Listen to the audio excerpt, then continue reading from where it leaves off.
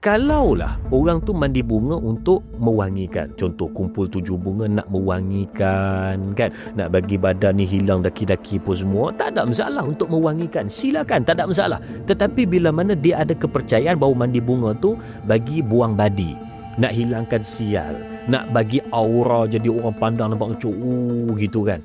Jadi benda-benda macam ni dah termasuk dalam khurafat. Ada ke dia kata amalan buang badi? Macam kita cerita tadi lah, bila mana masuk rumah baru, dia pergi buat apa? Dia pergi ambil garam, ambil lada hitam, dia letak dekat tepi dinding dan dia pergi puja lada hitam dengan garam tadi, sebab dia kata benda ni lah yang akan jaga dia 4 penjuru rumah daripada benda-benda tak elok masuk. Dah.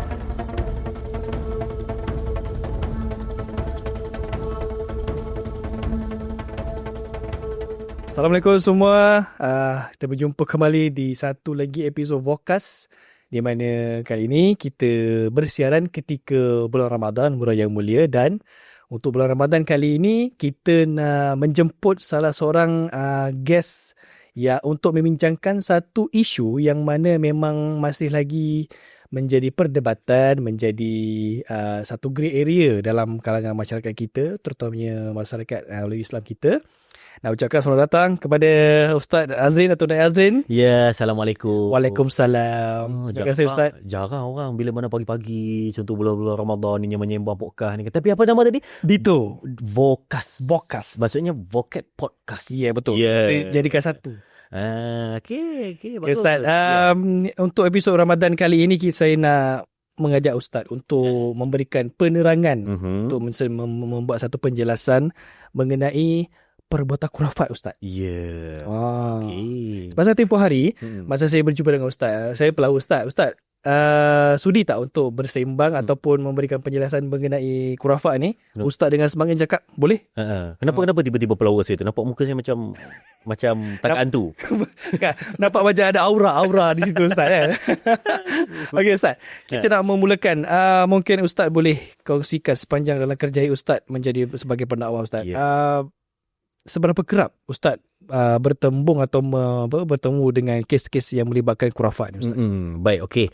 Sebelum tu sekali lagi Assalamualaikum warahmatullahi wabarakatuh kepada semua penonton-penonton dan juga yang sentiasa bersama mengikuti Vokas ataupun Vokat Podcast kita ni, yang mana tengok daripada episod pertama sampai episod ni yang kita siarkan ni. Mudah-mudahan semuanya bersemangat dan bersedia untuk mendengar sesuatu. Okey, tadi kan dalam lama duduk dalam bidang dakwah. Tak adalah lama, lebih kurang dalam 10 tahun, dekat-dekat 11 tahun macam tu kan. Tak ada lama lagi. Kalau kerja KWSP tak keluar lagi.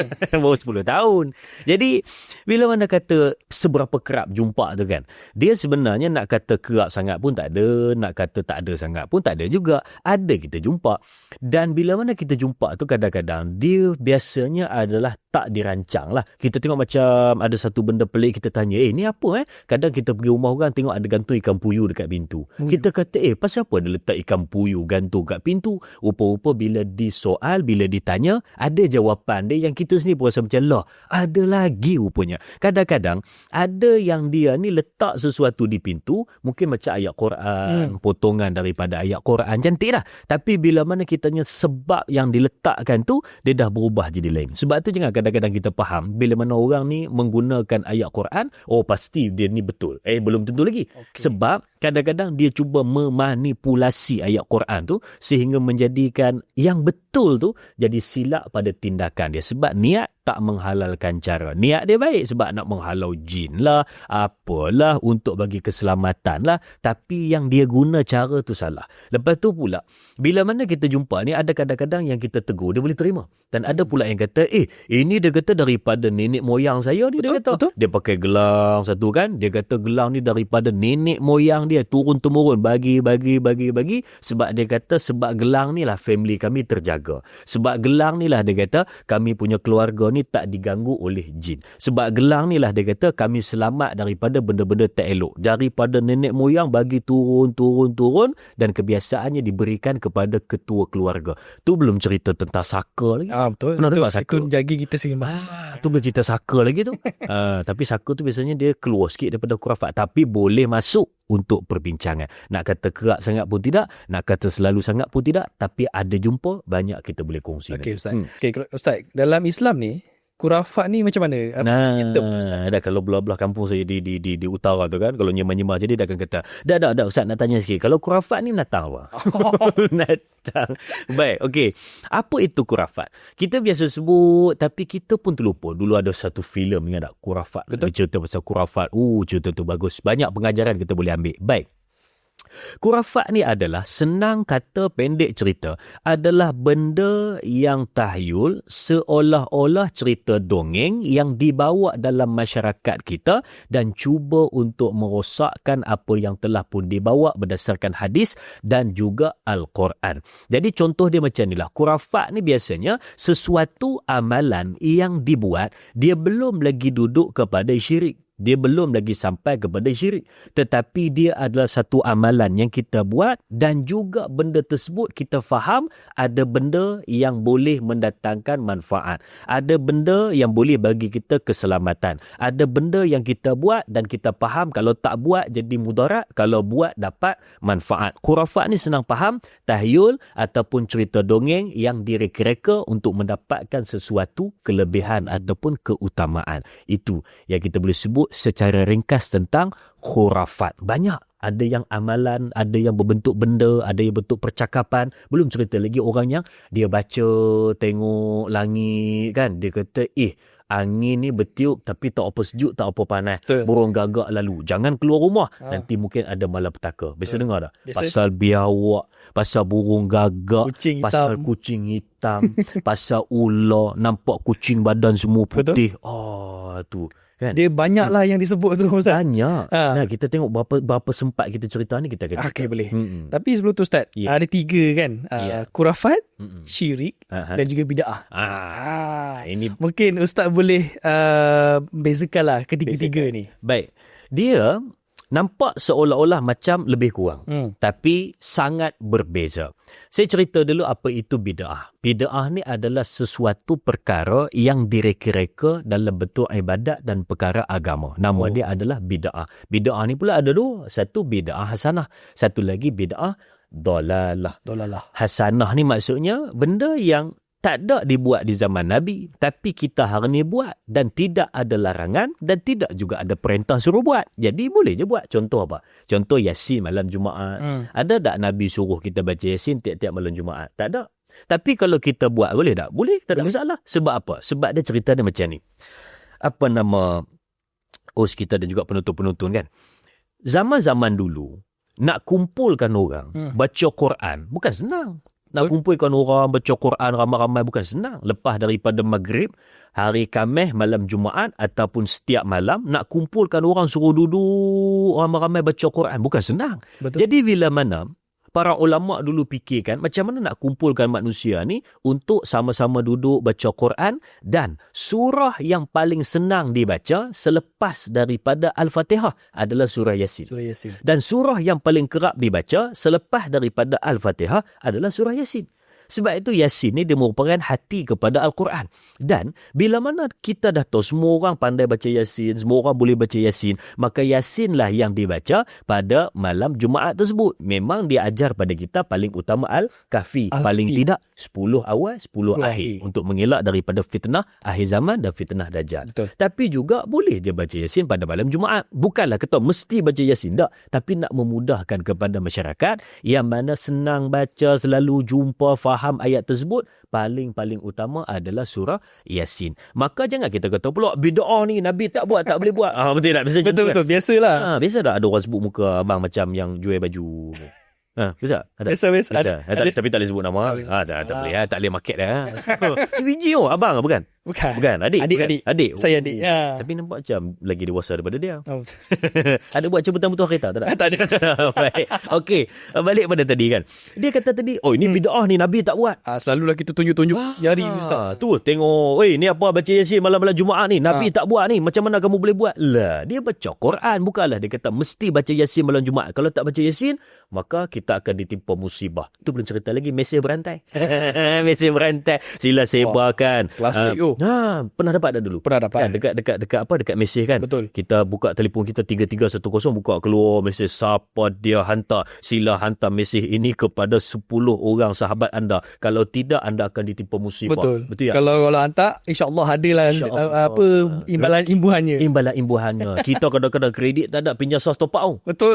Sebab nak pergi hantar. Sanggup. Sebab itu belum lagi ambil duit daripada dompet ayah lah. Ya, top up RM2, RM5 kan. Betul. Ataupun share top up, pinjam RM1 kat kawan tu. Semata-mata nak pergi hantar mesej tu kepada 10 orang aktif 10 kita tu. Betul. Sebab takut ditimpa musibah. Ada yang percaya, ada yang fikir juga. Lepas tu pula dia kata, yang ni bid'ah ni, tak boleh buat ni sebab Nabi tak buat. Ada pula yang kata, betul. 10 Muharram, pergi buat bubur Ashura. Minat tak makan bubur Ashura?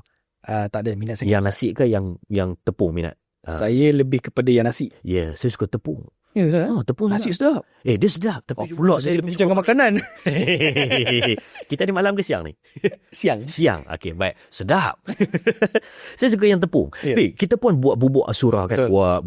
Ada orang kata pula, apa ni buat bubur Ashura 10 Muharram ni? Mana ada Nabi buat? Tak ada Nabi buat bubur Ashura. Kita pun kata habis tu, kalau kita dah kumpul ramai-ramai ni, nak bagi orang makan, nak ramah mesra, erat silaturahim, kita buatlah bubur macam ni. Betul. Sebab saya pernah cerita dulu, saya kata, bubur Ashura ni dia senang nak buat. Sebab apa? Hang ada bahan apa pun, bawa saja mai boleh masuk. Betul. Ada udang kering boleh masuk, ada beras boleh masuk, ada kangkung boleh masuk, ada carrot boleh masuk, ada timun boleh masuk, ada bawang boleh masuk, ikan bilis boleh masuk. Apa saja ada bawa, silakan masuk. Jadi kita meraihkan semua orang yang datang, apa dia bawa semua boleh. Tapi kalau yang tepung tadi, dia terhad sikit bahan-bahan, dia tak boleh masuk semua benda. Jadi buat je lah bubur Ashura untuk makan. Sebab bukan tertumpu kepada bubur tadi. Yang kita kata, bid'ah bubur ni. Bukan tertumpu pada bubur tu. Niat tu. Niat dia adalah kita nak ambil sebaik-baik pahala sedekah. Nama dia adalah wa'at'imut ta'am, bagi orang makan. Bukan kata tertumpu kepada bubur tadi tu. Lepas tu pula kita kata, habis tu kalau tak buat bubur nak buat apa? Dia kata buatlah bihun. Bila Nabi buat bihun? Sama macam kita zikir. Tak ada Nabi zikir ramai-ramai lepas daripada sembahyang jemaah ni, tak ada. Habis tu kita kata kalau tak berzikir nak buat apa? Duduklah di luar, dia kata nyembang ke, sokok daun ke. Takkan Nabi nyembang. Takkan Nabi sokok daun.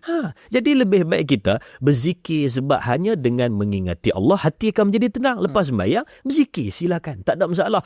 Bulan Ramadan apa ni, mana ada orang selawat selepas sembahyang tarawih? Mana ada? Dia kata selepas daripada tarawih ke tarawih yang seterusnya. Rakaat 2 ke rakaat 2 yang seterusnya. Betul. Mana ada dia kata zaman Nabi Allahumma salli ala Muhammad sallallahu wasallam alaihi.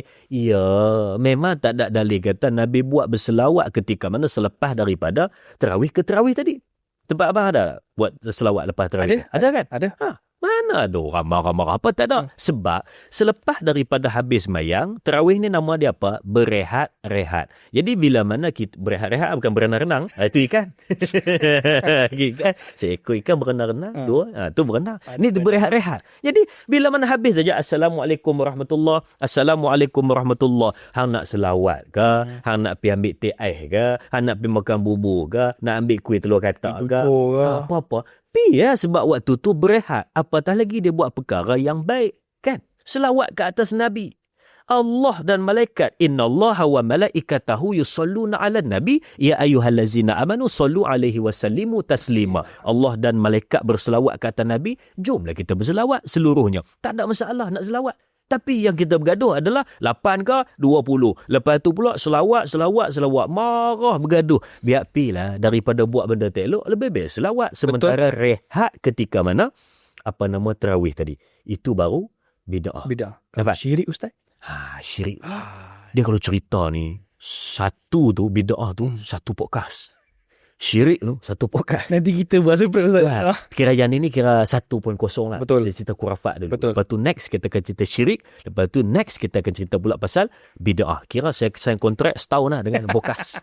Tapi kalau boleh satu penerangan pendek lah Ustaz. Pendek. Syirik. Pendek. Nampak macam marah je saya terang mana ni? Tak boleh. Nampak macam kira tu? Tak ada lah. Okay. Syirik kita ringkas je. Baik. Syirik ni pula paling senang faham, menduakan Allah. Dia kata, saya yakin, dia kata Allah yang satu, tapi sembah pokok. Saya yakin Allah yang satu, dia sembah batu. Syirik pula terbahagi kepada dua. Yang pertama syirik yang besar, yang kedua syirik kecil. Syirik besar ni memang betul-betul menduakan Allah punya. Syirik kecil saya bagi senang faham. Contoh, Sebab saya makan ubat ni lah saya sihat. Syirik kecil nama dia. Oh. Mana boleh sebut itu? Tak boleh. Yang betulnya sebut macam mana Ustaz? Dengan perantaraan ubat ni lah, alhamdulillah Allah bagi sihat. Oh betul. Dia tak boleh sebut sebab ubat ni lah aku hidup lagi. Nak tahu sebab airbag ni lah aku selamat. Kalau tidak mati aku. Mana boleh sebut itu? Tak boleh. Sebab aku kerja dekat kilang ni lah aku boleh makan. Sebab kilang ni lah aku boleh besarkan anak aku 3 orang. Tak boleh sebut itu. Alhamdulillah.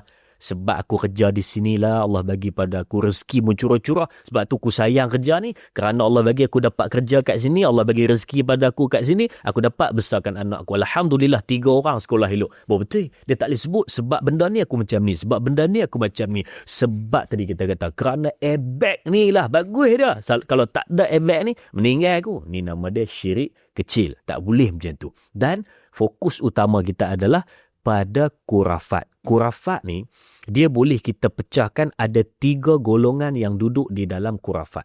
Yang pertama, nama dia adalah Al-Kahin. Al-Kahin. Al-Kahin. Bukan Oliver Kahn. Oliver Kahn keeper. Ni Al-Kahin. Al-Kahin. Al-Kahin ni nama dia adalah tukang tilik. Dekat nota saya ada sebut dia adalah tukang tilik ataupun bomoh. Nama dia Al-Kahin. Macam Nabi sebut dalam hadis, siapa yang mendatangi Al-Kahin sama ada tukang tilik ataupun bomoh, maka ditolak amal ibadatnya. Bukan kata percaya tau. Baru mai je. Baru depan rumah ya? Baru mai depan rumah. Tapi tak ada lah kalau mai sekadar nak hantar ke jemputan kahwin. Tak ada lah. Maksud mendatangi tu, kita berhajat kepada nak dengar apa dia yang dia cakap. Ni, Piala Dunia tahun 2010 Afrika. Afrika ke? Afrika. Yang Spain menang tu kan? Yang final dia Spain lawan dengan Netherlands. Belanda. Orang sebut Netherlands tak mau, nak sebut Belanda.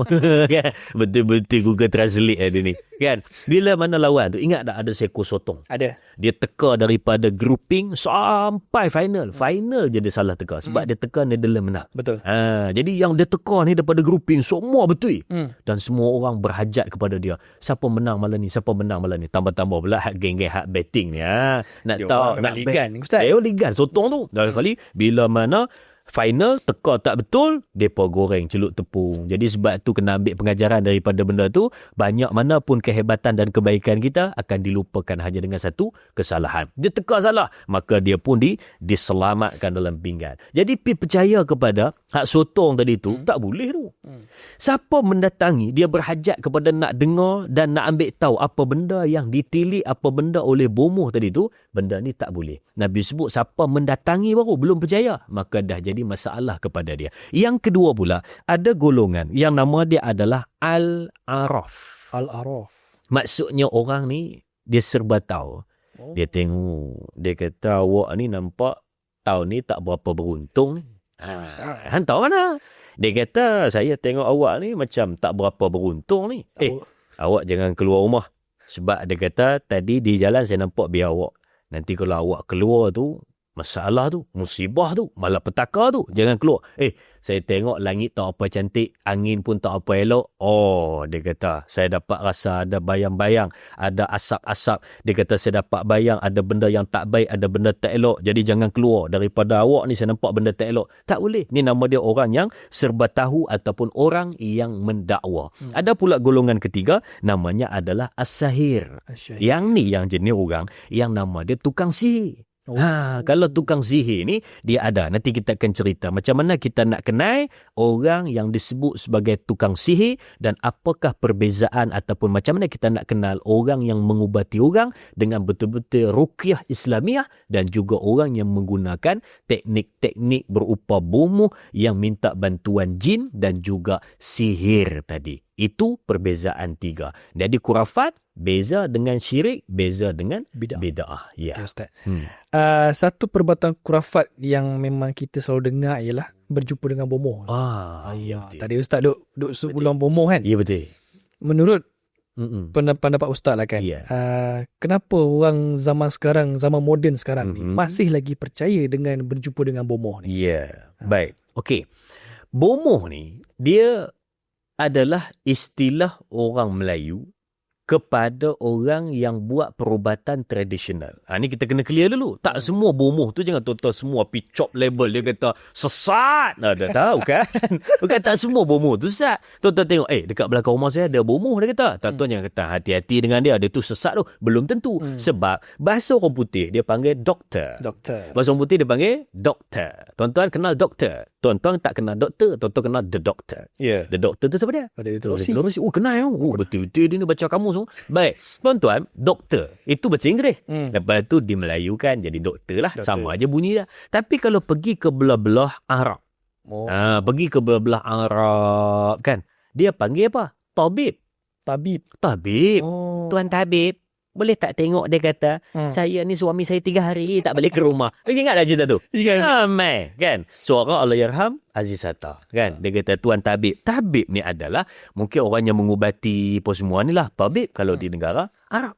Bila mana mai kepada belah-belah dinasti itu, dinasti ini, belah-belah China semua ni, dia panggil sensei. Kan data panggil sensei ataupun ada istilah lain lah. Tapi bila mana mai kepada orang Melayu, dia nak bagi istilah apa?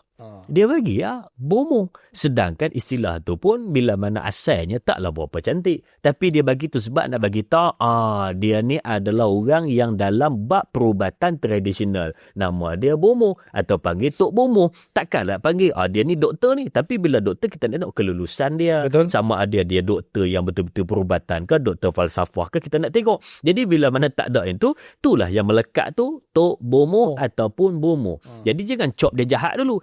Bila mana nak cop dia jahat, tengok kepada apa yang dia buat. Kalau dia ni pakai akar kayu, buat ubat tu, buat ubat ni, boleh panggil dia bomoh dan tak ada masalah. Betul. Tapi bila mana dia ni dah mula jampi, dah mula ada mentera, dah mula ada penyelewengan, dah mula ada baca-baca, dah mula ada ajar pada kita benda yang tak betul, maka inilah yang kita sebut tadi, yang tak boleh. Pasal apa zaman sekarang ni masih lagi ada orang yang percaya kepada bomoh? Sebab ingat, orang Melayu Islam kita ni dia suka 3 benda. Yang pertama senang, yang kedua cepat, yang ketiga murah. Dia suka benda ni.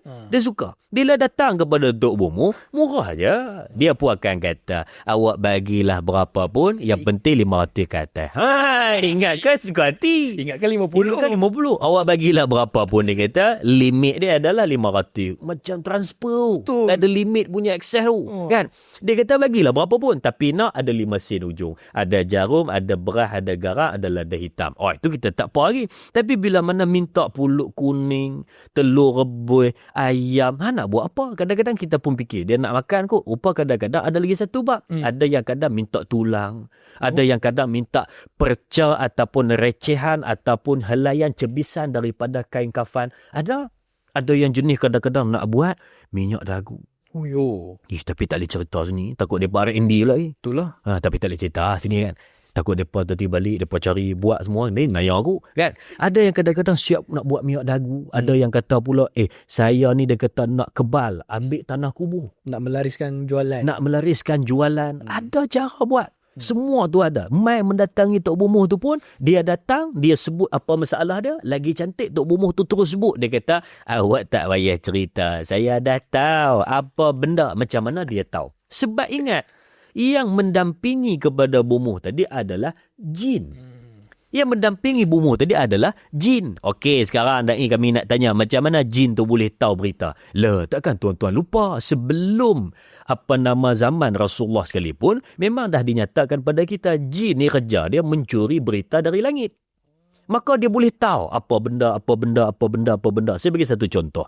Bila mana kita datang kepada Tok Bomoh pun kata, ini bukan orang lain buat ni, orang dekat je ni. Dia kata, saya tak naklah beritahu nama dia, tapi tak jauh lah, orang dekat saja. Jadi kita pun mula sangka buruk.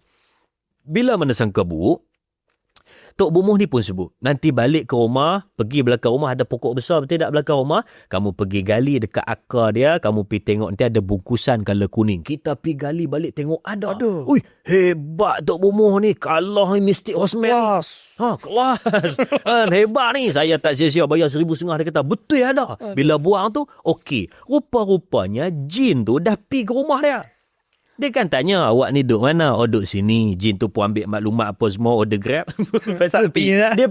Dia pergi sampai ke rumah, dia pergi tengok tengok apa semua, ada pokok besar. Jin tu pun gali, ikatan kuning tadi kat dalam. Pak tutup balik, cantik pun semua. Lepas tu dia pun report, Tok Bomoh tuan, saya dah letak dah benda tersebut, nanti bagi tahu pada dia kat pokok ni saya letak apa semua, bagi tahu. Tok Bomoh pun balik, dah tahu dah, awak balik nanti pergi gali. Ni cerita betul. Ramai orang tak tahu. Ada lagi satu punya jahat. Dia pergi hantar jin, dia pergi ambil balik. Prak, dia hantar jin rumah orang. Bisnes. Ini nama dia, ada supply, ada demand. Betul. Orang perlukan kepada benda-benda tersebut. Saya tak suka pada orang tu. Pi hantar pada dia. Dia pi hantar prak, hantar jin, pi goyang lampu, tarik kerusi, main mesin basuh, goncang-goncang TV. Duduk atas bumbung. Duduk atas bumbung, baling-baling guli kan. Biasa tak duduk dengar, tiba-tiba ada bunyi macam manik jatuh. Betul. Ada macam tasbih pecah, jatuh, prak, atas bumbung. Kita pun kata, mampu tuyul mereka kacang hijau. Betul tak? Kita kata tuyul mereka kacang hijau. Tu orang dulu-dulu je sebut. Sebenarnya itu adalah refleksi daripada panasnya haba kepada zinc rumah. Betul. Dia bunyi gitu kan. Kita dengar saja, tuyul mereka kacang hijau. Kan? Simpan duit. Mana ada tuyul mega hijau simpan duit. Kita simpan dalam peti besi, tiba-tiba tuyul boleh buka. Macam mana dia tahu akses nombor tu? Dia bukan tahu. Kan? Pernah tak dengar benda tersebut? Pernah. Tuyul main kacang hijau. Bagi dia leka, bagi dia ralik. Zaman sekarang nak tanya, ada ke tak ada tuyul ni? Maka kita pun tengah fikir, betul ke ada? Betul ke tak ada? Sebab tu dia kata, tuyul jangan bagi dia besar. Kalau dia besar jadi apa? Jadi apa Ustaz? Hak. Dah cukup tekan. Kita puasa tuan-tuan, kita puasa. Sebab tu kita kena tenang-tenang saja. Betul ya. Okay, Ustaz. Sama yang bomoh. Kan. Itulah kita kata tadi, bila besar, sebab tu dia tak pernah besar. Kalau dia besar, satu tu je dia. Baik. Yang kita kata tadi, tutup bomoh tadi kan. Dia pandai pusing-pusing cerita supaya kita percaya. Kita percaya apa yang dia sebut tadi. Betul. Dan bila mana kita percaya tu juga, itulah yang banyak jadi pergaduhan pada ni, sebab percaya kepada apa yang disebut kepada tuyul tadi. Sebab tu kalau jawab tadi, kenapa orang percaya masih kepada bomoh? Sebab tu nak senang, nak cepat dan juga nak murah. Maka dia pun free nak berubat lah kata, tapi bila balik macam-macam benda yang tak sepatutnya dia buat balik, dan dia tahu tambah-tambah tangkal ke, azimat ke, macam-macam benda. Risau. Okay, Ustaz.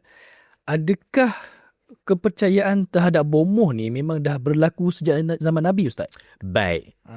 Dia kalau cerita tentang sihir, kalau cerita datang mendatangi tukang tilik, nak ambil tahu pasal benda-benda alam ghaib yang tak ada kena mengena dengan kita ni.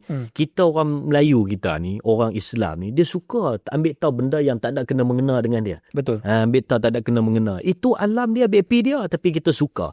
Jadi ada tak di zaman Nabi dah berlaku? Maka jawapannya ada. Sebab itu Nabi dah pesan kepada kita dalam hadis tadi, siapa yang mendatangi al-kahin, tok bomoh, tukang tilik, tukang nujum, maka dosa besar bagi dia. Lepas tu pula dipesan juga kepada kita, bukankah di zaman baginda Nabi pun telah ada orang yang beranggapan Nabi Muhammad ni tukang sihir, Nabi Muhammad ni tukang tilik, Nabi Muhammad ni tukang nujum, sebab boleh cerita, di akhirat macam ini, syurga macam ini, neraka macam ini, kalau buat benda ini macam ini. Nabi cerita tu berdasarkan wahyu.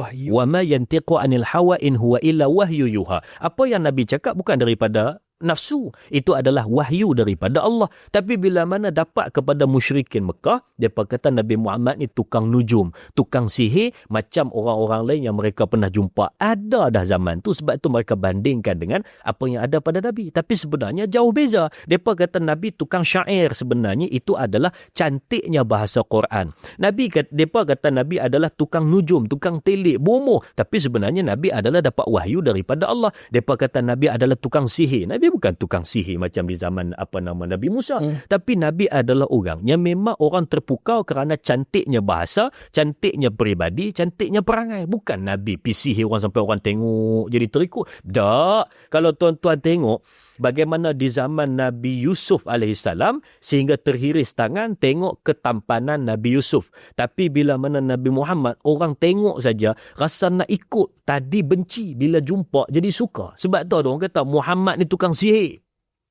Orang nak pergi jumpa dia marah berapi-rapi dalam dada, jumpa Muhammad terus jadi sayang, terus jadi cinta. Kenapa? Muhammad tukang sihir, Muhammad ni sihirkan orang yang jumpa dengan dia. Tak. Tapi kerana hebatnya manusia paling agung di atas muka bumi, nama dia adalah Nabi Muhammad sallallahu alaihi wasallam. Jadi, kalau tanya tadi, apa benda yang kita sebut berkenaan dengan bomoh ada tak daripada zaman dulu, zaman para nabi yang lain? Telah pun ada. Tapi di zaman sekarang ni, saya pernah sembang dengan seorang kawan saya yang mana dia ni kira rajin teka hantu. Ghostbuster kan. Dia ni rajin jumpa kes-kes macam ni kan. Memang kerja dia, memang kalau ada masalah macam ni, dia akan tolong untuk selesaikan. Saya tanya pada dia, adakah lagi orang minat nak pergi jumpa bomoh, nak pergi guna sihir, nak pergi buat benda-benda kurafat ni zaman-zaman moden ni, 2026 ni, zaman-zaman AI ni, adakah lagi orang nak pakai benda-benda macam ni? Dia kata permintaan ini bermula daripada zaman Nabi Sulaiman. Sulaiman tau. Jauh tu. Nabi Sulaiman. Adam, Idris, Nuh, Hud, Soleh, Ibrahim, Lut, Ismail, Ishak, Yaqub, Yusuf, Ayub, Syuib, Musa, Harun, Zulkifli, Daud, Sulaiman, Ilyas, Yunus, Zakaria, Yahya, Isa, Muhammad. 8 tu. Daripada tu, tak pernah berkurang permintaan orang. Sebab orang minat benda-benda macam ni. Dengar benda-benda tak kenal saja. Nah, pergi ambil tepung, lempar dekat kereta sebab nak bagi tepung tawar kepada kereta baru beli supaya nak elak daripada aksiden. Mana boleh? Ada saya pernah dengar letak bunga dalam kereta. Letak bunga dalam kereta untuk mewangikan tak apa. Tapi kalau beranggapan letak bunga ni kereta ni jadi selamat. Tak boleh. Tak boleh. Hang bubuh lah motor tu celup tepung sekalipun. Tapi kalau dia nak jadi juga. Betul. Satu lagi Ustaz yang menarik. Buang sial atau buang badi. Mandi bunga Ustaz. Mandi bunga Ustaz. Pernah tengok secara live tak mandi bunga? Tak pernah. Tak pernah ya. Dulu bukan ada ke? Lain tahun bila ni? Saya 95. Loh. Baru 31 Ustaz. Dia muda pada aku. La ilaha illallah. Tak ada. Ustaz. Tadi bagi soalan tadi. Tak jawab lagi. Buang badi, buang sial lah. Okey, kalau nak skip soalan, tanya soalan lain. Mandi bunga tadi kan. Buang sial, buang badi. Betul. Apa kan? pandangan Ustaz? Pandangan saya. Dulu, kebiasaan orang kita, zaman-zaman 60-an, 70-an. Cerita betul. Tak percaya balik tanya nenek-nenek kita yang 60-an, 70-an yang kahwin zaman-zaman tu. Mereka ada satu kepercayaan. Siapa-siapa yang nak kahwin, laki atau perempuan kena mandi bunga dulu. Ya, betul. Sebab nak buang sial, naik seri, supaya nak buang nak bagi orang pandang pengantin tu nampak macam wah gitu. Nak bagi aura. Nak bagi aura naik. Dia sebenarnya saya bagi clear, make it clear sini kan. Ya, betul. Dengan izin, kalaulah orang tu mandi bunga untuk mewangikan. Contoh kumpul 7 bunga nak mewangikan kan. Nak bagi badan ni hilang daki-daki pun semua, tak ada masalah untuk mewangikan. Silakan, tak ada masalah. Tetapi bila mana dia ada kepercayaan bahawa mandi bunga tu bagi buang badi. Nak hilangkan sial, nak bagi aura jadi orang pandang nampak macam gitu kan. Jadi benda-benda macam ni dah termasuk dalam khurafat. Ada ke dia kata amalan buang badi? Macam kita cerita tadi lah. Bila mana masuk rumah baru, dia pergi buat apa? Dia pergi ambil garam, ambil lada hitam, dia letak dekat tepi dinding dan dia pergi puja lada hitam dengan garam tadi sebab dia kata benda ni lah yang akan jaga dia 4 penjuru rumah daripada benda-benda tak elok masuk. Dah. Hang letaklah situ kilang garam sekalipun. Hang letaklah situ selungguk lada hitam pun. Tapi kalau rumah hang ada patung, rumah kamu adanya benda-benda yang digambarkan hidup. Nanti kita cerita benda ni. Digambarkan hidup. Patung. Rumah kamu tak ada ayat Quran berkumandang. Tidak ada zikir. Ditinggalkan lebih daripada 7 ataupun 14 ataupun 40 hari. Maka iblis jin akan masuk dalam rumah. Hang pagaklah macam mana pun, dia akan masuk. Satu, kerana ada patung. Sebab tu saya pesan kepada tuan-tuan dan puan-puan, mungkin ada yang baru tahu, rumah tak boleh ada patung walaupun satu. Tapi patung itu kalau anak patung, baby doll, mainan budak yang memang usia itu memang dia bermain, dia ada patung, maka itu tak ada masalah. Tapi bila mana umur dia 12 tahun, pada ikut adat, memang tak main dah patung ni. Betul. Tiba-tiba ada patung tu dibasuh, dijaga, dibersihkan, maka itu termasuk di dalam kita memuliakan patung tadi, maka malaikat takkan masuk selagi mana patung tadi dibuang. Sebab tu kalau ada patung, baby tu tak main dah, pergi sedekah pada orang lain yang ada anak kecil yang boleh main patung. Ada rumah orang ada patung emas singa, malaikat tak masuk. Ada rumah ada patung burung letak dalam rumah, dimuliakan dan dielokkan, maka tak masuk. Tapi kalau patung tadi tu duduk kat kolam, kat luar rumah dekat kolam, patung burung angsa gitu kan, air keluar daripada mulut dia, yang tu tak dikira sebagai patung yang disembah, yang dipuja, yang dimuliakan, sebab duduk di luar, kena panas, kena hujan, berkarak, berlumut, tu tak apa. Tapi bila mana duduk dalam rumah dan dimuliakan, yang ni tak boleh, malaikat tak masuk, jin lagi suka yang ni. Lepas tu pula kedua, sesuatu yang hidup yang digambarkan. Contoh apa? Letak gambar siapa tahu kat dinding, Pahlawan mana? pahlawan mana tahu. Kalau nak letak family kita, tak ada masalah. Gambar family, gambar konvo, gambar happy birthday, tak ada masalah. Oh, boleh Ustaz Itu tak masalah. Itu sebagai kita punya kenang-kenangan. Tapi yang digambarkan tu tak ada kena-mengena dengan kita. Tambah pula yang dilukis secara penuh badan dia. Lukisan unta, lukisan kuda, makhluk hidup. Lukisan penyanyi barat, kita lukis, kita letak kat dinding. Tak boleh. Mana boleh? Dia seolah-olah kita dah melukis, melakar dia dan meletakkan dia pula dalam keadaan kita memuliakan gambar dia. Tak boleh. Jadi dalam rumah kita ada gambar siapa-siapa yang tak ada kena-mengena dengan kita tu, seeloknya disimpan lah. Kalau gambar family, gambar raya, gambar konvo kita sebut tadi, yang tu tak ada masalah lah. Gambar anak kita umur 6 tahun pegang skru topi lebih besar daripada muka tu, boleh, tak ada masalah. Tapi bila mana gambar tersebut tak ada kena mengena apa pun dengan kita, saja-saja letak penyanyi mana atau minat sangat letak kat dinding, besar gambar dia, siap lukis lagi, buat apa yang lukis kat dinding? Mural. Sebab mural. Tak payah kan. Kalau JC bola Ustaz? Kalau JC bola kenapa? Kalau kita frame? JC bola bukan makhluk hidup. Tapi JC bola kena tengok jugalah. Kalau ada penaja yang tak patuh syariah, jangan duk simpan lah. Satu lagi Ustaz, tadi sembang pasal gambar-gambar tu kan. Yeah. Ada kalau contohlah saya diberikan hadiah. Ya. Surah tapi dalam bentuk orang, khat Ustaz. Apa pendapat Ustaz? Boleh ke benda tu? Ya. Tapi nak tahu dulu siapa bagi? Kawan-kawan. Siapa muka macam Biasa orang kata kalau nak jawab delay 3 saat, dia sedang memikir jawapan. Bila memikir jawapan maksudnya ada sembunyi. Dah adalah gurau. Katalah. Ada lagi. Kawan saya bagi. Ya. Nak betulkan juga tu yang kawan tu. Soalan tu tak fikir sangat. Tak fikir sangat. Siapa bagi tu. Okay. Nak betulkan siapa bagi tu. Baik. Okey. Dia kata dapat hadiah macam ni lah katakan. Ada dia buat khat gitu kan, bentuk orang, bentuk orang sujud. Bentuk ayat kursi, bentuk orang sujud. Saya pun pernah dapat. Bila dapat dulu saya ceramah di mana ada orang bagi dia khat lawa khat tapi bentuk macam orang tengah tahiyat akhir. Lawa.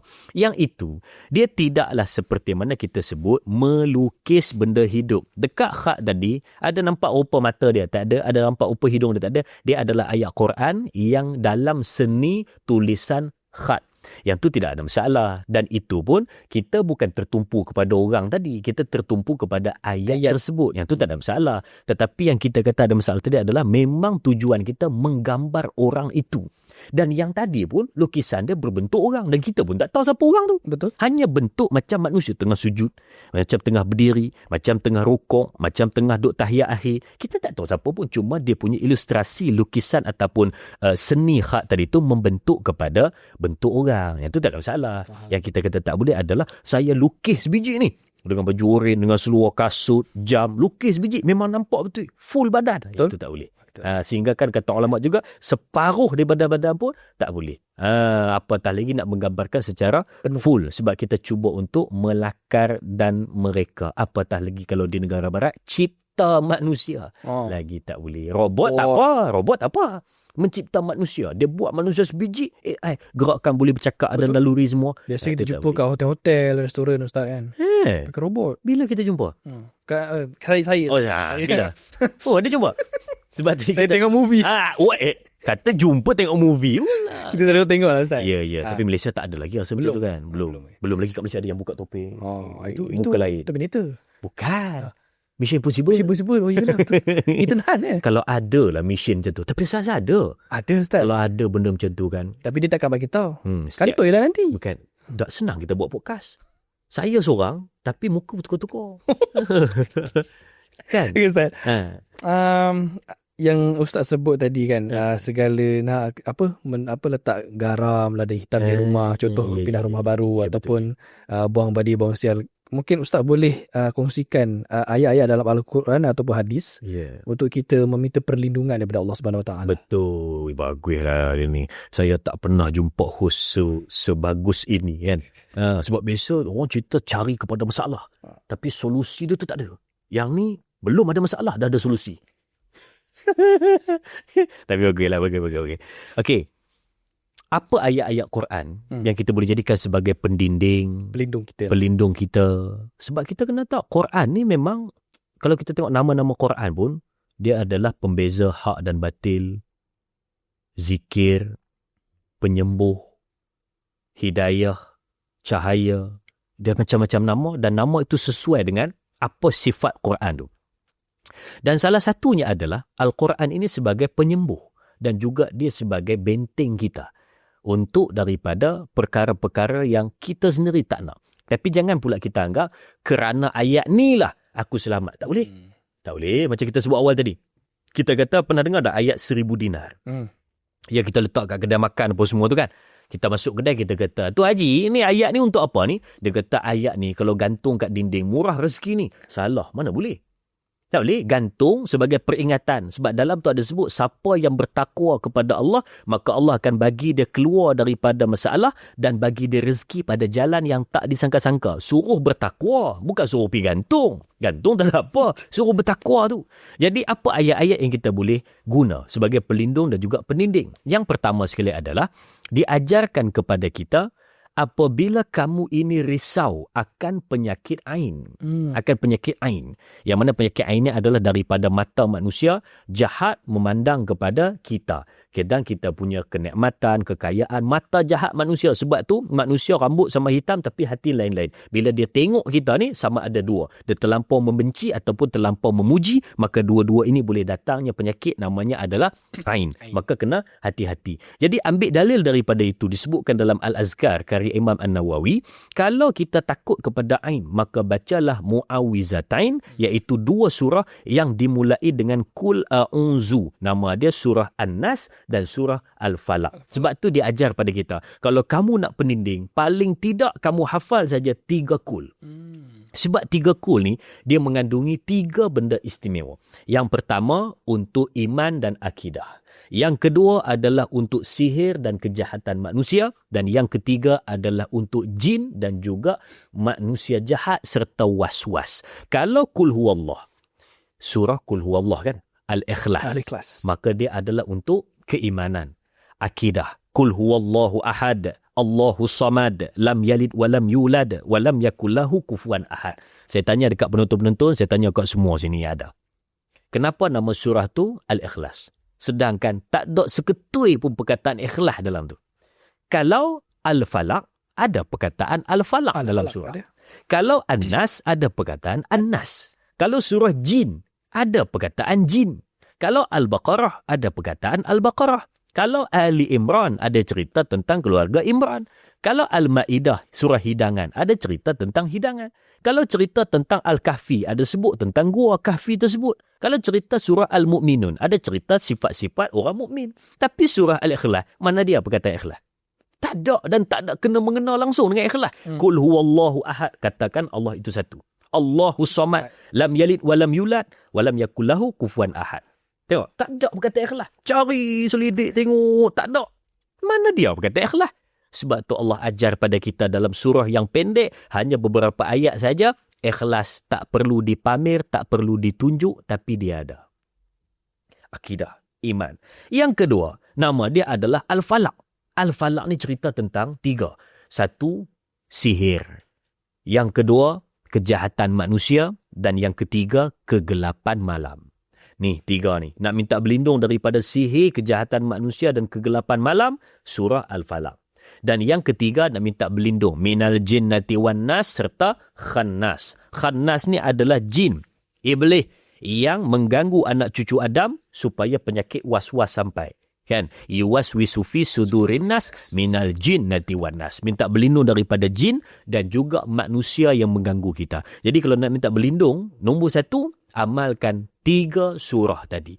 Yang kedua pula, nak minta berlindung daripada apa? Kita nak minta berlindung daripada benda-benda tak elok di dalam rumah kita, dalam kereta kita, dalam company kita. Amalkan hari pembukaan baca surah Al-Baqarah daripada ayat pertama sampai ayat yang terakhir. Baca. Kalau tak boleh baca, pasang kaset. Kalau tak boleh baca full satu surah tu dekat berapa juzuk lebih tu, maka kita pun latih ataupun panggil mana-mana orang yang mahir baca, suruh dia baca. Jangan buat sehari, buat 2-3 hari kan seminggu pun tak apa. Yang penting baca Al-Baqarah tadi. Lepas tu pula kita kata, saya ni berlindung ni tak sangat. Cuma saya ni, dia kata, saya nak supaya ada kelebihan pada saya. Jangan buat benda-benda kurafat. Nak kelebihan boleh.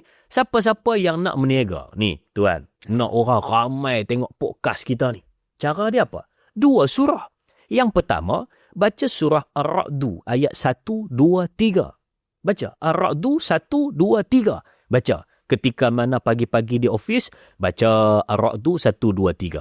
Yang kedua, baca surah Al-Fat. Inna fatahna laka fatahan mubina. 1, 2, 3. Baca. Dan yang ketiga, baca surah pembukaan kota Mekah. Idza jaa nasrullahi wal fath wa ra'aitan nasa yadkhuluna fi dinillahi afwaja fasabbih bihamdi rabbika wastaghfir innahu kana tawwaba.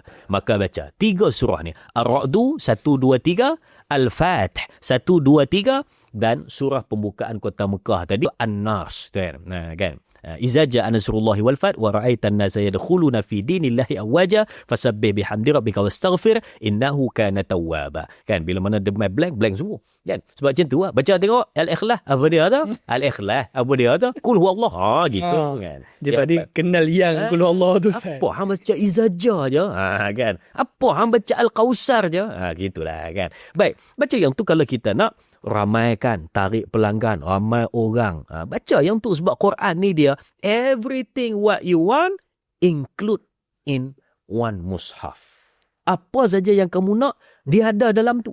Tapi kita saja yang tak baca, tak ambil peduli, tak faham. Allah janji dah, Yasin wal Quranil Hakim. Quran yang bijaksana. Macam mana nak nampak Quran tu bijaksana kalau kita tak baca? Sebab tu tadi cantik ayat tadi tu, soalan tadi tu. Sebab disebutkan apa yang kita nak baca ayat Quran sebagai pendinding pada kita dan apa yang kita nak, apa yang kita berhajat. Mudah-mudahan Allah kabulkan dengan berkat kita dengan berkat kita membaca ayat Al-Quran. Ya, Ustaz. Ya. Dalam banyak-banyak perbuatan kurafat di luar sana, Ustaz. Ya. Adakah kurangnya pengetahuan ataupun pemahaman tentang agama yang menyebabkan mereka masih lagi bergantung macam jumpa dengan Tok Bomo, perkara kurafat yang lain, Ustaz? Ya, baik. Dia macam ni. Dia memanglah disebutkan oleh baginda Nabi SAW diangkat pena, tak ditulis amalan orang tersebut ataupun dia taklah dikira berdosa kalau dia tak tahu. Maksudnya dia tak tahu, saya tak tahu benda ni. Dia beza orang yang tak tahu dengan orang yang tak nak ambil tahu. Beza tu. Dia tak tahu sebab dia tak nak ambil tahu. Yang kedua, dia tak tahu sebab dia belum tahu. Beza tu. Yang masalah dia, yang diangkat pena tadi adalah orang yang tak tahu dan dia belum tahu. Tapi kalau orang yang dia tak tahu, sengaja tak nak ambil tahu, yang ni berdosa dia. Macam Al-Fatihah kita baca dalam sembahyang, kita baca surah Al-Fatihah. Lepas tu bila mana kita salah baca, kita belum lagi berdosa. Sebab kita dalam proses belajar. Tapi bila mana dia ni tak boleh baca, lepas tu dia malas nak belajar dan memang tak mau belajar, maka dia baca dalam keadaan berdosa dan tak sah sembahyang dia. Sama macam tadi. Dia pergi buat benda-benda kurafat ni. Duk pakai tangkal kencing malam. Cincin. Duk pakai cincin sebab cincin ni katanya untuk batu burah rezeki. Lepas tu pula dalam kereta dia ni sentiasa bawah tu ada apa-apa bungkusan sebab nak selamat daripada kemalangan. Lepas tu pula dia beli motor ada ikat satu tali kala kuning dekat handle motor sebab apa? Sebab nak elak daripada kemalangan dan malapetaka balak bencana.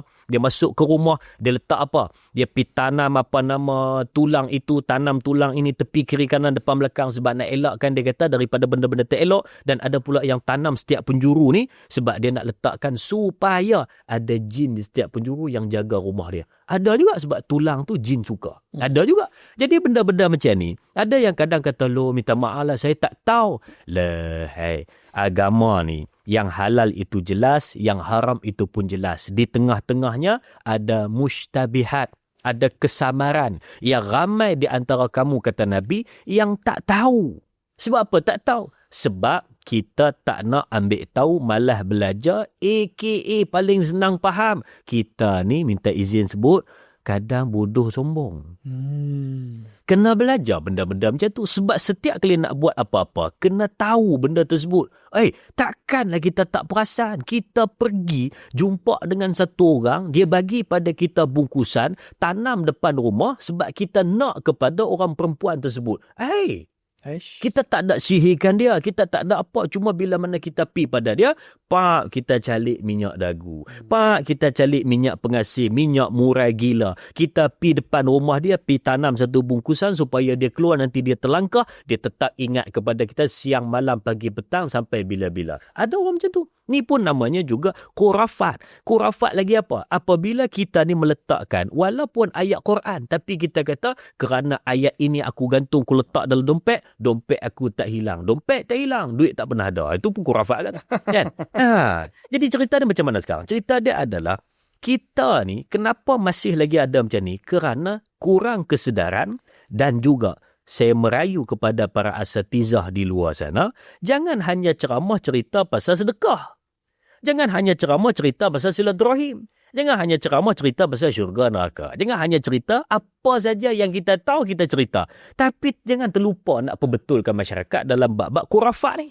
Supaya kita selamatkan semua orang daripada benda yang tak betul dia buat. Ini tak asal ceramah bab sedekah, asal ceramah bab sedekah. Asal ceramah bab sedekah, tuan-tuan, jom kita bersedekah. Cantik. Betul, ada kena bab itu, bacalah. Tapi jangan lupa, ingatkan masyarakat, jangan buat benda-benda yang tak betul, salah, apatah lagi khurafat dan juga tahyul ni. Sebab nanti mereka susah nak jawab di hadapan Tuhan. Nanti mereka kata, kami mana tahu.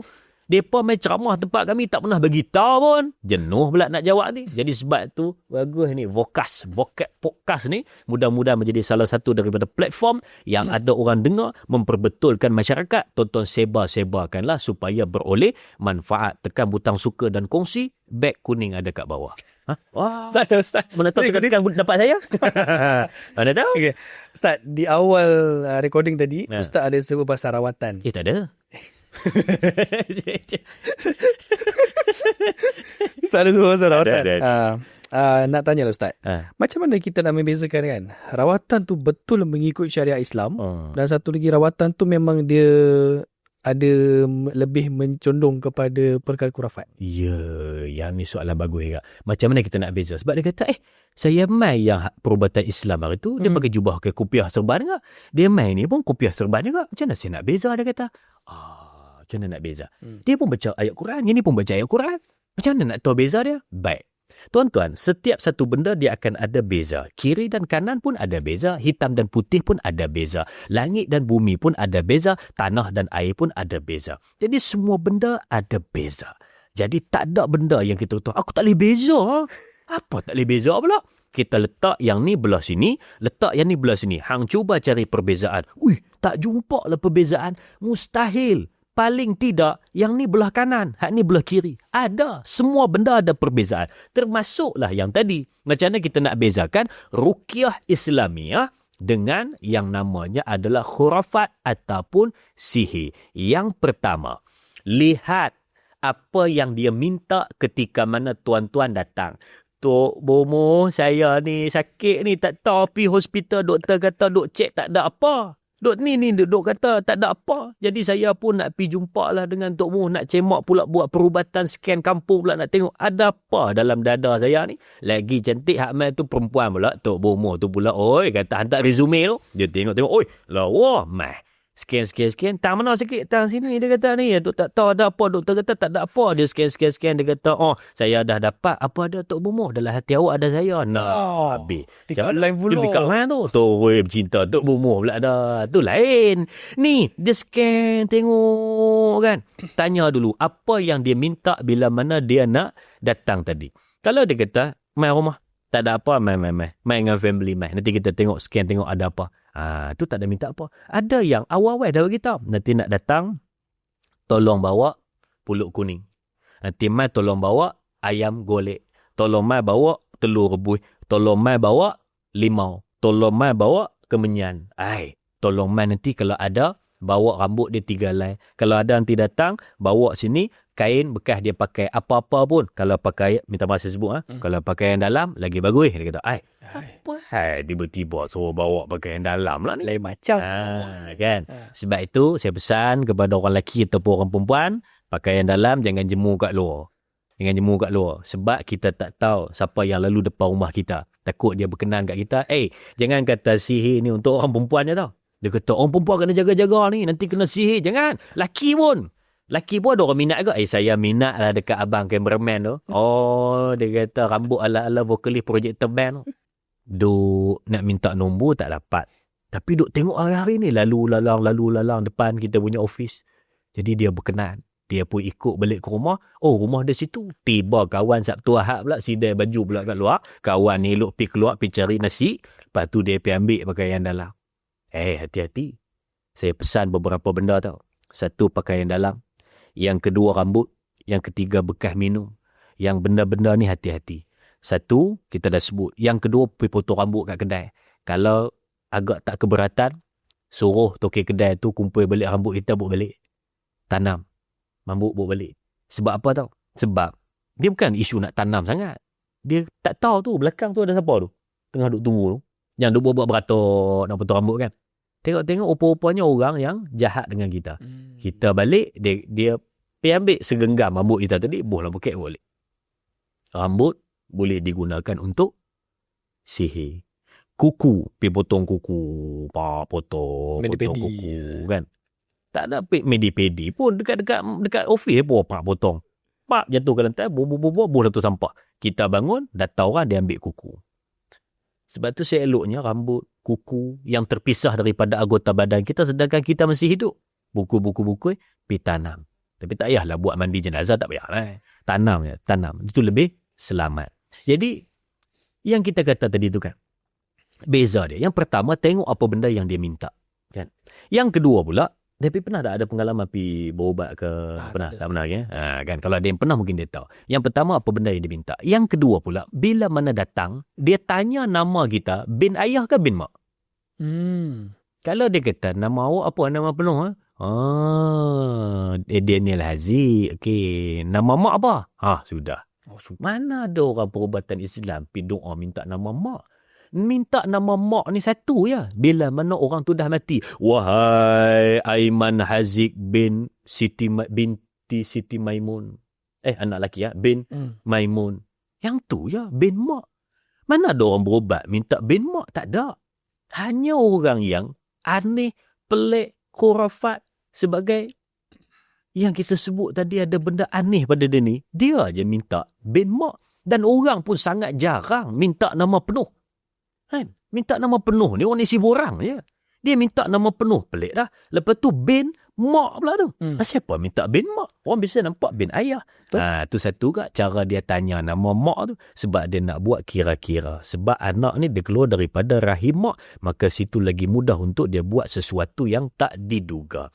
Yang ketiga pula, tengok apa yang dia baca. Jangan kita kata, dia baca ayat Quran tadi. Betul. Tapi starting je.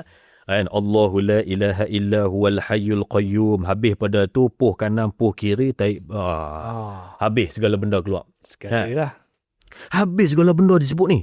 Jadi mentera pula ni. Maka kita pun macam pelik ni. Pelik. Tiba-tiba daripada ayat Quran jadi mentera. Ada pula yang kadang dia ambil beberapa ayat Quran tetapi maknanya diubah-ubah pula. Kita dengar macam ayat Quran. Rupa-rupa bukan. Cuma dia punya mentera tu bahasa Arab. Kena hati-hati juga tu. Tengok apa yang dia baca. Dan yang keempat pula, lihat apakah kaedah yang diguna pakai. Kaedah tu apa dia? Tengok apa peralatan yang diguna. Ini tak kain putih, dia cari, dia gunting. Dia ambil sebuah gulungan daripada benang, dia letak dalam kain tadi, dicucuk dengan 3 jarum apa semua, dia asapkan, rendam dalam air limau, lepas tu bagi pada kita. Buat apa ni? Dia kata simpan saja. Ada kawan saya pernah dapat kulit kijang. Uish. Simpan. Lepas tu ada macam-macam bacaan, ada mentera, suruh simpan dalam dompet supaya perniagaan jadi laku. Tak laku. Start tiap-tiap minggu kena rasuk. Apa tu? Yang pergi simpan kulit kijang tu buat apa? Orang suruh simpan kasturi kijang. Bukan pergi simpan kulit kijang. Kat kulit kijang tu ada tulisan ni, ada tulisan ni. Bentuk 3 segi pun benda tu tahu. Dia simpan. Dah dekat 2-3 tahun baru tanya. Dia kata aku dapat benda ni daripada Tok Bomo. Nak murah rezeki bukan pergi jumpa Bomo. Nak murah rezeki tadi dah sebut awal tadi. Yang gantung kat dinding tu. Apa dia? Bertakwalah kamu kepada Allah. Jadi orang baik. Dalam surah An-Nas tadi pun ada cerita. Iza ja'a nasrullahi wal fath wa ra'aitan nasa yadkhuluna fi dinillahi afwaja. Bila mana pembukaan tu berlaku berbondong-bondong ramai. Tapi ingat, fasabbih bihamdi rabbika wastaghfir innahu kana tawwaba. Bertasbih dan beristighfar, mohon ampun kepada Allah. Ni, Allah suka pada orang yang bertaubat. Hang pi puji Allah, mohon ampun pada Allah, taubat. Kalau rezeki sempit, taubat, puji Allah, istighfar. Kalau nak murah rezeki, buat benda tersebut. Bukan pi buat benda-benda yang tak sepatutnya, khurafat, apatah lagi tahyul, apatah lagi syirik. Duk buat apa tau? Dia duk buat satu benda, nama dia adalah pancing duit. Uish. Ibu duit biasa tak? Ibu duit, pancing duit. Ada benda-benda tu. Masih lagi ada orang percaya. Pi menurun malam Jumaat, pi dekat kubur, sebut, Tok, cucu mai bukan saja-saja. Ada apa? Saya nak minta nombor. Berapa? Jin tu pun bagi. 2, 4, 3, 4. Oi, apa benda ni? Biasa 4 ya. Ni 5. Siapa 5? Tak pernah dia kata ada 5 ni. Ni baru memang ni.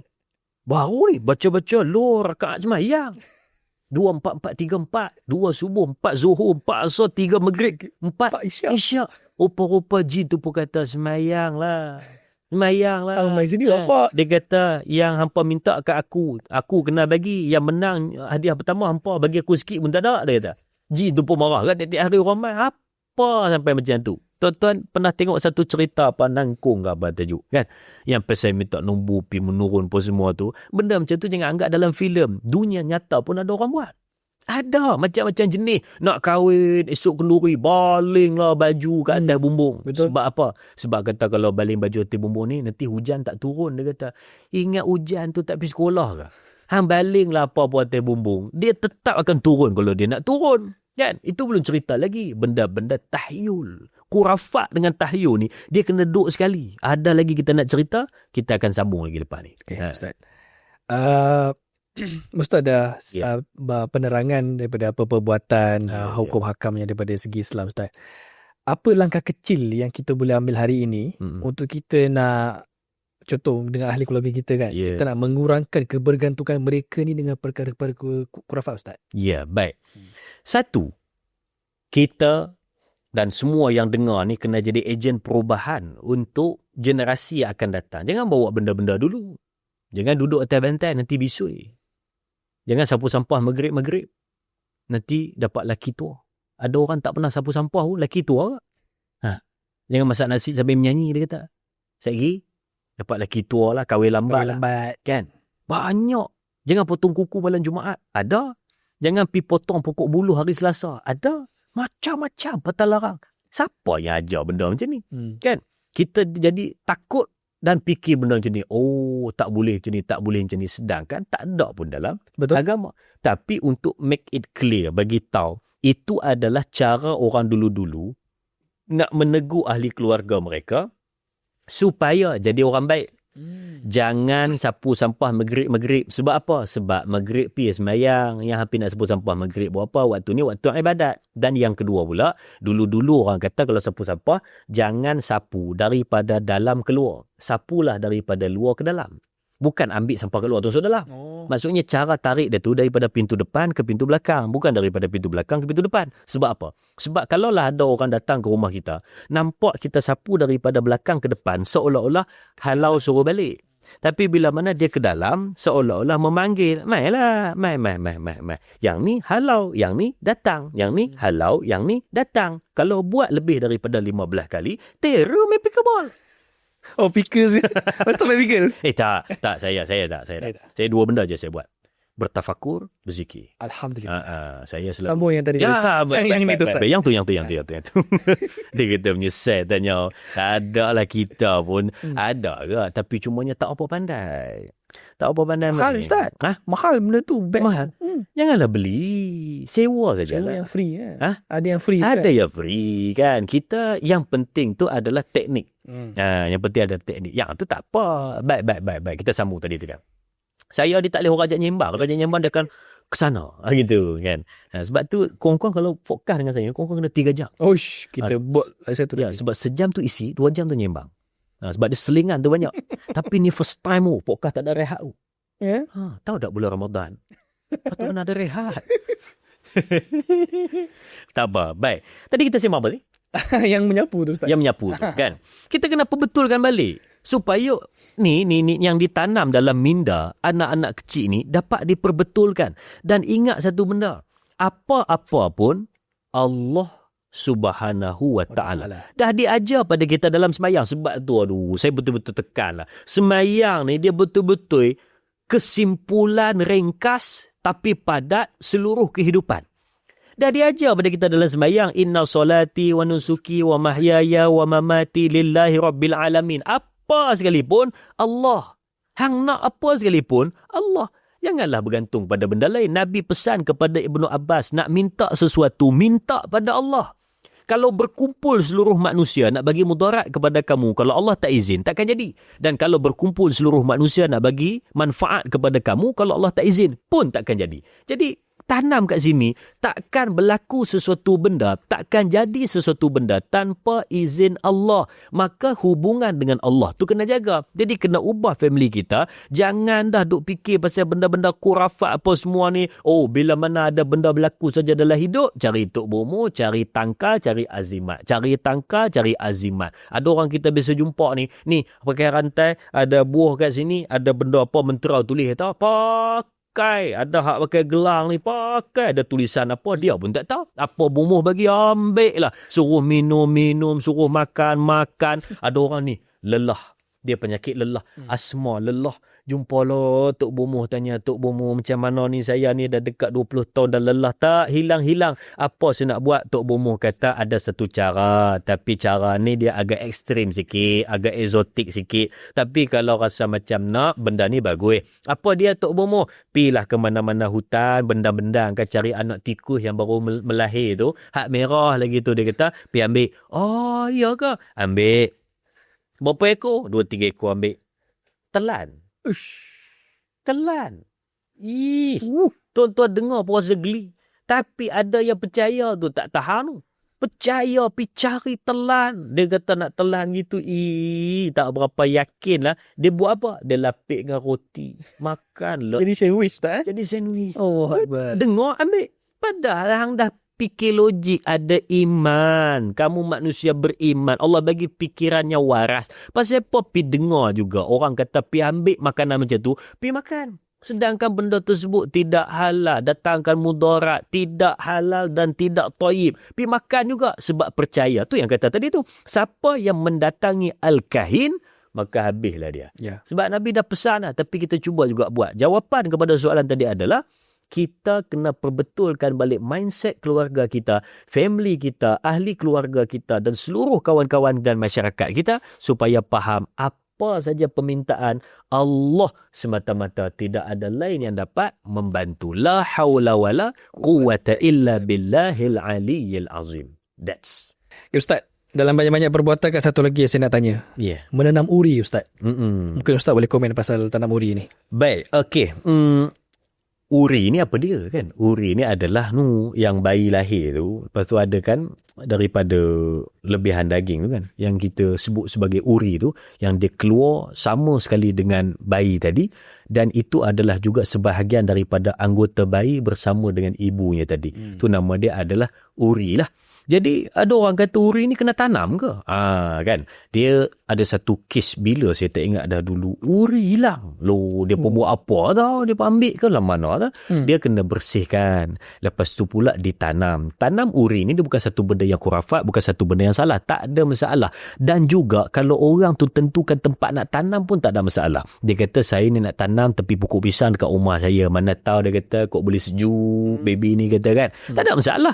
Cuma jangan dia faham mesti tanam di sini, kalau tak tanam kat sini ada mudarat macam ni. Kalau dia tanam kat sini ada manfaat yang besar macam ni. Saya nak tanam dekat tepi sungai dia kata. Jadi dia tanam kata kalau tanam kat sini jin tak kacau anak saya. Dah itu tak boleh. Tapi kalau dia tanam itu hanya sekadar saya nak tanam kat tempat ni, dia kata sebab dekat dengan rumah saya. Saya nak tanam kat sini sebab dekat dengan tempat sini. Anak saya yang pertama suka main kat sini. Contohlah macam tu dia kata. Dia tak ada masalah. Cuma jangan meletakkan kalau tak letak sini jadi macam ni, kalau tak sini jadi macam ni. Dan menanam uri ni adalah memang perlu, dan benda tu tak salah pun di sisi agama, sebab ingat setiap daripada anggota badan yang terpisah daripada tuannya, maka tuannya masih lagi hidup, maka anggota tersebut perlulah dibersihkan dan juga ditanam. Sebab satu tentang keselamatan. Yang kedua takut jadi benda-benda yang khurafat lah. Ambil uri ni sebab nak buat pemujaan. Ambil uri ni sebab nak bagi makan kepada jin. Ambil uri ni sebab nak buat bagi jadi ada toyol. Contoh. Jadi dia buat benda-benda macam tu jadi masalah. Jadi perlu ditanam, disemadikan dan diselamatkan. Macam kita accident contoh na'udzubillah putih depan jari ni. Jangan pergi buang jari ni. Cari jumpa, maka perlu dibersihkan dan juga perlu dibungkus dan ditanam. Ada orang pernah tanya dia accident kan? Dia accident dah tanam dah badan, kaki tak jumpa. Bila mana kaki ni jumpa pula dah lepas daripada seminggu. Maka apa nak kena buat? Kena gali balik kat kubur tadi tu dah tanam kaki. Jawapan dia tak payah. Maka tanam saja di tempat yang lain kalau tak jadi masalah. Kalau baru nak ke bumi dah jumpa, maka berhenti sat, tunggu yang tadi sampai. Tapi kalau dah ke bumi siap, tak payah gali balik. Maka tanam saja kaki tadi. Tapi dia kata lagi di negeri akhirat kawan ni kaki tak ada. Jangan fikir situ. Yang ni di dunia. Di sana nanti tak ada masalah pun. Tak ada masalah apa sebab sana dah di alam lain, di alam roh dah pindah sana. Yang ni alam jasad di dunia, dia tak ada kena mengenal. Jadi isu tanam uri tadi dia tak ada masalah, tak ada isu khurafat. Dia adalah benda yang memang dibuat kerana Nabi pun pesan kepada kita berkenaan dengan bahagian yang terpisah tadi. Dah dijawab pun dekat dalam portal berkenaan dengan Laman Mufti Wilayah pun dah ada beritahu berkenaan hukum menanam uri, apatah lagi dalam bab berkenaan dengan menentukan tempat untuk menanam uri tadi. Maka tidak ada masalah, maka buatlah seperti biasa, cuma jangan ada dicampurkan dengan khurafat seperti yang kita kata tadi. Tanam kat sini jadi macam ni, tanam kat sini nanti mudarat macam ni. Jangan bergantung kepada itu, serahkan semuanya kepada Allah selepas kita selesaikan. Wallahu a'lam. Okey, panjang penjelasan atau perkongsian daripada Ustaz Azril mengenai topik kita pada episod kali ini. Jadi Ustaz, mungkin ada kata-kata terakhir untuk penonton kita Ustaz. Boleh memberi kata-kata pesanan kepada masyarakat di luar sana Ustaz? Baik, satu benda yang anda semua kena tahu. Kami bincang di sini bukan total keseluruhan. Ni total kata, dia tak sentuh pun bab ni, tak sentuh pun bab ni. Mana ada. Hati kita sentuh. Yang ni kita cuma nak bagi awareness. Betul. Kita nak bagi awareness. Yeah. Kita nak bagi satu kata orang, awareness bahasa Melayu apa? Kesedaran. Kesedaran. Kita cuma nak bagi kesedaran saja kepada masyarakat supaya 3 benda. Yang pertama, hati-hati dengan setiap tindakan kita supaya kita tak terbuat satu benda yang melanggar daripada apa yang ada di dalam agama, apa yang Allah perintah kepada kita dan apakah saranan Rasulullah SAW kepada kita. Yang kedua pula, apa saja benda nak buat, pastikan dengan ilmu. Jangan main buat saja, jangan ikut orang. Orang buat, kita buat, orang tak buat, kita tak buat. Dia kena ilmu. Jika kamu mahu dunia, kena dengan ilmu. Jika kamu mahu akhirat, kena dengan ilmu. Jika kamu mahu kedua kedua-duanya pun kena ada ilmu. Dia tak boleh main buat saja tanpa ada sebarang ilmu. Sebab ilmulah yang akan menjaga kamu. Kata ulama, kalau kamu banyak harta, kamu kena jaga harta. Tapi kalau kamu punya ilmu, ilmu akan menjaga kamu. Dan yang ketiga sekali adalah, kalau siapa-siapa dah pernah terbuat, dah terlanjur dah, terbuat dah dulu rumah, segala tangkal dah ada, segala tangkal azimat dah pernah pakai dah, segala benda dia dah pernah buat, segala dukun dah pernah jumpa, daripada yang pegang kelapa sampai lah yang tanpa buaya, semua dah pernah jumpa ni. Semua dah pernah jumpa. Jadi, apa nak kena buat? Istighfar kepada Allah Subhanahu wa ta'ala. Mohon ampun. Jangan ulangi lagi. Apatah lagi tengah duduk dalam bulan Ramadan ni. Betul. Lagi cantik kita ni mohon ampun kepada Allah. Dan perbetulkan diri kita. Yang penting, insaf, perbaiki diri, menyesal, jangan ulangi lagi benda tersebut. Dan sucikan diri kita dan keluarga kita. Nah, innallah yuhibbut tawabin wa yuhibbul mutatahhirin. Allah suka pada orang yang bertaubat dan menyucikan diri. Dan kalau di rumah kita ada benda-benda yang saya sebutkan di awal tadi, ada patung, ada sembahan-sembahan, ada gambar orang yang tak ada kena mengena dengan family, ada lukisan-lukisan, ada ukiran-ukiran yang pelik-pelik, ada simpan tanduk lembu, ada simpan kulit harimau, ada simpan kepala naga, ada simpan muka meski reda, tak payahlah kan.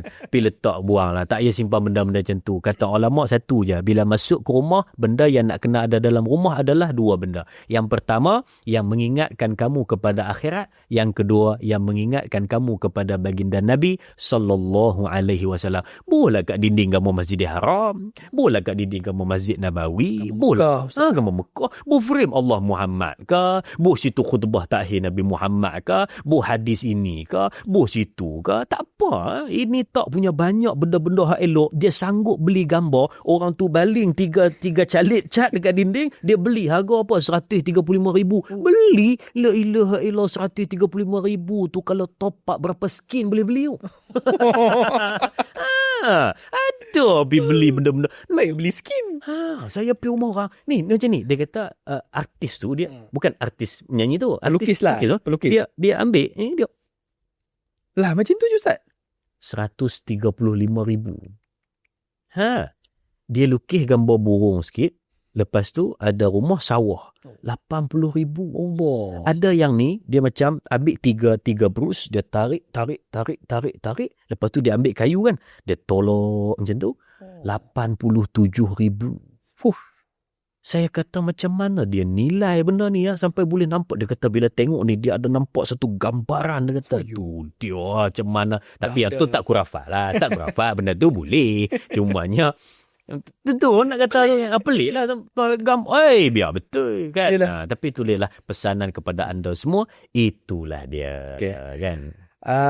Nak mengucapkan terima kasih banyak kepada Ustaz Azrin kerana sudah sudi meluangkan masa hadir di Vokas. Dan kalau nak menambah ilmu, nak tahu sesuatu yang masih lagi belum jelas, boleh saksikan Ustaz di Tanyalah Ustaz. Ya, betul. Di Tanyalah Ustaz, biar tahu jangan keliru. Kalau Ramadan, kita ada Istimewa Ramadan dan kita bersiaran setiap hari pada jam 6.50 pagi sehingga 8.30 pagi di TV9 dan juga di TV3. Stream juga ditonton.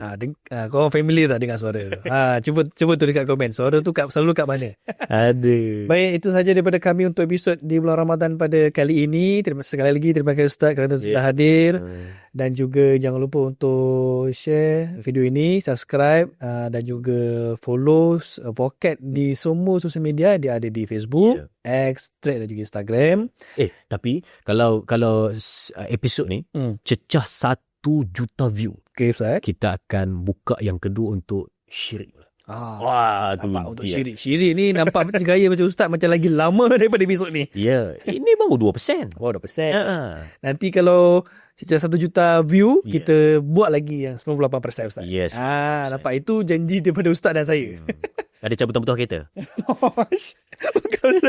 Tak ada betul-betul. Baik, kita akan jumpa pada episod akan datang. Assalamualaikum dan kita berjumpa lagi. Ya.